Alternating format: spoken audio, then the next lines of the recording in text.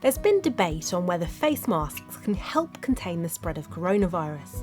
You don't need to wear a mask all the time, but as part of its roadmap to lift lockdown restrictions, the government's advised we should aim to wear a face covering in enclosed spaces where social distancing isn't always possible, like public transport or in some shops.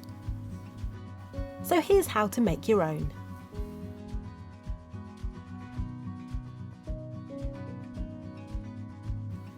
Cut out two 25 by 25 cm squares of fabric. Stack them on top of each other. Fold over the bottom sides by 0.75 centimetres and sew by hand or machine. Fold the fabric over 1.5 centimetres along the left and right sides and stitch down.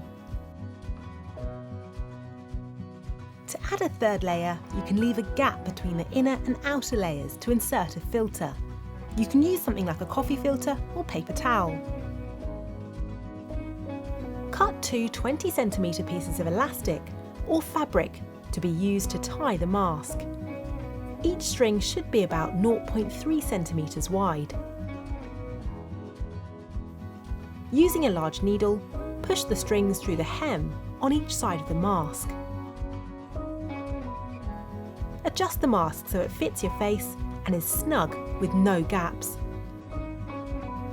Then tie the string ends tightly together and place the mask on your face. Remember not to touch the front of the face mask or the part of the face covering that's been in contact with your mouth and nose. Always wash your hands or use sanitizer before putting the mask on and after taking it off. Cloth masks should be washed regularly in the washing machine with your usual detergent and left to dry before reusing them again.